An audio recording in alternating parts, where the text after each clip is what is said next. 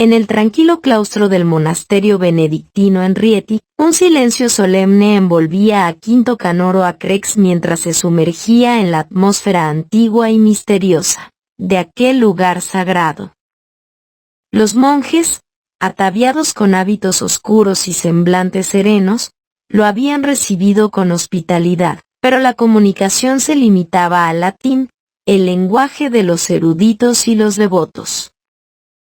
El acuerdo que había forjado con Fray Bernardo, un anciano monje de sabiduría insondable, le otorgaba un raro privilegio. A cambio de su acceso a la biblioteca, Quinto se había comprometido a enseñar a los monjes el arte del latín más puro. A medida que las páginas amarillentas de los pergaminos antiguos cobraban vida en sus manos, Quinto se adentraba en un mundo de conocimiento y misterio. Las noches se volvían días en las celdas iluminadas por lámparas de aceite, donde los monjes, bajo la guía de Quinto, desentrañaban los secretos de la lengua de Cicerón y Virgilio. Las mentes eruditas, ávidas de saber, absorbían las lecciones con gratitud, y los murmullos del latín resurgían con nuevo esplendor en el claustro. Pero la enseñanza no era un camino de una sola dirección. Quinto, con la humildad de quien aprende de sus propios alumnos, se esforzaba por descifrar el misterioso idioma de los lombardos. Las palabras extrañas y los giros peculiares llenaban sus noches de estudio solitario. Cada avance en la comprensión de la lengua bárbara le acercaba un poco más a desentrañar los secretos de su nuevo entorno. Todos los días al mediodía, la señorita Elisa, con su cabello rojo como el fuego y ojos verdes que parecían reflejar los secretos del mundo, hacía su entrada en el monasterio. Bajo la excusa de recibir lecciones de Fray Bernardo, se deslizaba entre los pasillos de piedra, con sus vestidos elegantes ondeando a su paso. Pero la verdadera razón de su visita al monasterio iba mucho más allá de las lecciones. Su búsqueda la llevaba al rincón apartado del jardín, donde Quinto se sumía en el misterio de los pergaminos antiguos. Siempre parecía estar absorto en la lectura de la historia de la Novena Legión, la historia que había perdido su rastro en un mundo desconocido. El silencio se rompía solo por el susurro de las hojas y las voces distantes de los monjes en sus devociones. Elisa, ansiosa por desentrañar el enigma de Quinto, se acercaba sigilosamente. Sus ojos se abrían como platos al descubrir las páginas que narraban la decadencia de los emperadores romanos, su ineptitud ante las invasiones bárbaras. Cerraba los libros con un estrépito, sus dedos apretando las páginas con frustración. En el huerto, bajo la sombra de un majestuoso árbol, Quinto Canoro a Crex seguía inmerso en la contemplación de los antiguos pergaminos. Una expresión de frustración cruzaba su rostro mientras el sol de la tarde lanzaba destellos dorados a través de las hojas verdes del árbol. La señorita Elisa, con su cabello rojo como las llamas del ocaso y ojos verdes que reflejaban el resplandor del sol poniente, se acercó a él con una gracia que rivalizaba con la belleza de la naturaleza circundante. «Mi señor Quinto, ¿por qué le veo tan frustrado?», preguntó mientras se aproximaba a su lado, donde el sol derramaba su cálida luz sobre el suelo del huerto. La historia de esos pergaminos yace siglos atrás. Quinto, apenas consciente de su presencia, levantó la mirada de los pergaminos y trató de hablar. Las palabras surgieron en un latín antiquísimo que ella solo podía rozar en algunas de sus palabras más elegantes. Elisa sonrió levemente al oír la expresión satis, pero era evidente que no había comprendido mucho más. A pesar de que solo habían pasado unos 7 días desde su llegada, Quinto ya lograba entender casi la mitad de las palabras y podía mantener una conversación medianamente fluida en el bárbaro lombardo de la región. Ella continuó, con una invitación que resonaba como el canto de los pájaros al atardecer. El sol que nos rodea está tan vivo. ¿No le apetecería acompañarme a caminar por estos bosques? La abadía me parece gris, pero sus huertos son maravillosos. Sus ojos chispearon con una chispa de curiosidad y deseo de explorar el mundo exterior. Quinto consideró su invitación, y dejando atrás los pergaminos, respondió con una sonrisa. Sí, me encantaría explorar los bosques contigo bajo el sol de la tarde.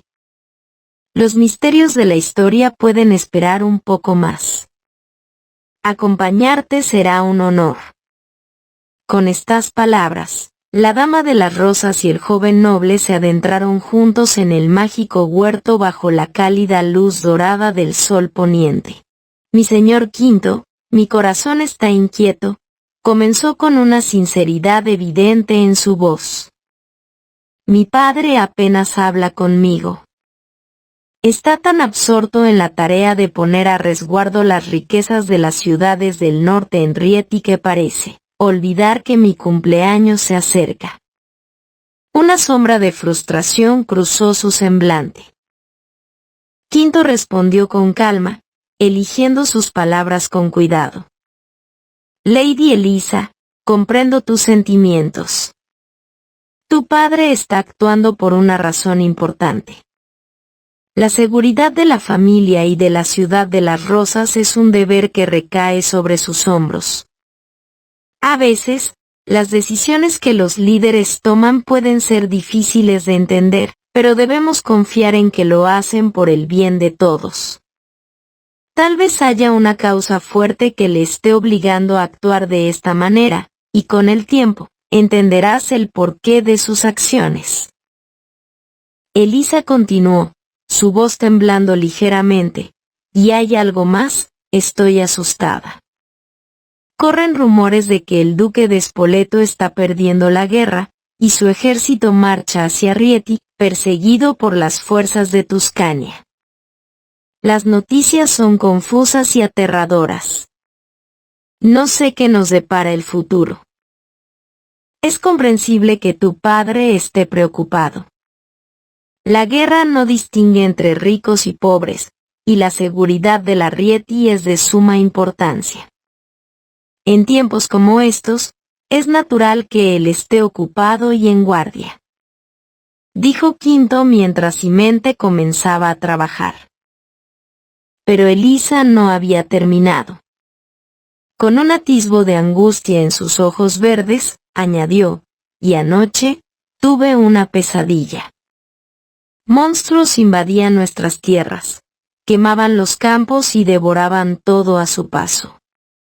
Me desperté en medio de la noche, temblando de miedo. La conversación se volvía más íntima, y Quinto, con un gesto suave y protector, no pudo evitar que se le escapara una declaración sincera. Lady Elisa, quiero que sepas que estoy aquí para protegerte. En este mundo de incertidumbre y peligros, haré todo lo que esté a mi alcance para mantener a salvo a ti y a tu familia. Su mirada reflejaba su determinación y su deseo de ser un apoyo en los momentos difíciles que se avecinaban. Bajo el esplendor del sol de la tarde, las palabras de Elisa resonaron en el tranquilo huerto, envolviendo a Quinto en un vórtice de emociones y reflexiones. Su mente aguda se dividió en dos, como un hombre que era tanto un tribuno militar ansioso de desafíos como un romántico embelesado por las palabras de los poetas del amor en la antigüedad. Por un lado, Quinto se sintió intrigado por la perspectiva de conocer a los guerreros bárbaros de esta era. Su mente estratégica ansiaba ver de cerca a las legiones a las que servía, preguntándose si serían capaces de enfrentar a estos nuevos adversarios. La sed de conocimiento y el deseo de probar su valía en el campo de batalla ardían en su interior como un fuego inextinguible. Simultáneamente, una parte más profunda de Quinto había hablado con las palabras de los poetas del amor de la antigüedad. La niña frente a él era notablemente joven, demasiado joven para que su madre aprobara cualquier tipo de relación, aunque ya no estaban en el mundo de su madre. Su padre, en cambio, le había dado permiso para gozar de las mujeres bárbaras que deseara, pero siempre en servicio de la Legión y de Roma. Sin embargo, había algo en la calidez de los ojos de Elisa que conmovía el corazón de Quinto y lo instaba a ser protector. El momento se convirtió en una encrucijada de destinos entrelazados, donde el deseo de aventura y la ternura del romance colisionaron en el alma de Quinto. Bajo el sol dorado de la tarde, la elección entre el deber y el corazón parecía más compleja de lo que jamás habría imaginado. Su mirada reflejaba la dualidad de un hombre dividido entre dos mundos, un tribuno y un amante, en medio de un momento que podría cambiar el curso de sus vidas para siempre. El sol de la tarde arrojaba su cálido manto sobre el tranquilo huerto, donde Quinto y Elisa compartían un momento de intimidad. Sus miradas se encontraban, y el ambiente se llenaba de una atmósfera de romance. Sin embargo, el idilio se vio interrumpido de manera inesperada por la llegada precipitada del joven novicio Nicolás. El repentino quiebre del encanto romántico enfureció a Elisa, cuyos ojos verdes destellaron con indignación. Estaba a punto de desatar su cólera en una ráfaga de palabras afiladas cuando Nicolás irrumpió con un rostro desencajado por la preocupación. El señor duque está entrando a la ciudad, anunció con urgencia, su voz temblorosa. Orvieto y Terni han caído. El impacto de esas palabras se abatió sobre Elisa como un rayo. Su padre, el hombre con quien había discutido aquella misma mañana, había partido hacia Terni sin haber tenido la oportunidad de reconciliarse.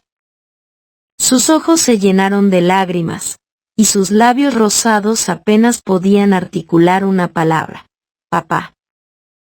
Las lágrimas rodaban por sus mejillas mientras la angustia se apoderaba de su corazón. Elisa había estado demasiado ocupada con su propia frustración y resentimiento para despedirse de su padre de manera apropiada, y ahora se enfrentaba a la incertidumbre de su destino en medio de una ciudad asediada. En ese instante, el romance y la ira quedaron eclipsados por la crudeza de la realidad. La noticia de la caída de Terni había transformado la atmósfera de amor en un drama de incertidumbre y temor, mientras Elisa luchaba por asimilar la devastadora noticia sobre el destino de su padre. El momento se volvió un torbellino de emociones y determinación. En un abrir y cerrar de ojos, las dos mentes de Quinto, el estratega militar y el amante apasionado, se unieron en un propósito claro y audaz. La noticia de la caída de Terni y la preocupación por el padre de Elisa habían avivado un fuego interno en él, joven tribuno. Con la misma destreza con la que orquestaba tácticas de guerra, Quinto había encontrado una excusa perfecta para acercarse a los hombres de armas de aquel lugar. Sin embargo, su corazón latía con una determinación que trascendía cualquier estrategia militar. La mirada de Elisa lo impulsaba a actuar. «Voy a buscar a tu padre», dijo con voz firme, aunque algunas palabras aún se le dificultaban debido a su acento latinesco. Su expresión reflejaba un profundo compromiso y una determinación inquebrantable. Las palabras resonaron en el aire como un juramento sagrado, y la promesa de Quinto a Elisa era clara: se aventuraría en el caos de la ciudad en guerra en busca del ser querido de la joven. Quinto se precipitó fuera de la abadía, seguido de cerca por Nicolás, el joven novicio que había encontrado en él un maestro excepcional en tan solo una semana. Mientras avanzaban por los senderos que los llevarían hacia la ciudad de Terni, Quinto reflexionaba sobre la rapidez con la que había forjado un vínculo con Nicolás y se había convertido en su guía en asuntos militares y estratégicos. El sol descendía en el horizonte, arrojando sombras largas sobre el paisaje, mientras la urgencia de su misión los impulsaba hacia adelante. Nicolás, con ojos azules brillantes y una mente ansiosa de conocimiento, había absorbido las enseñanzas de Quinto de manera notable. La determinación y la curiosidad del joven novicio lo habían convertido en un estudiante sobresaliente, y Quinto veía en él un potencial prometedor. El camino que se extendía ante ellos estaba lleno de incertidumbre y peligros, pero también de la promesa de encontrar al padre de Elisa y de continuar el viaje hacia su propio destino.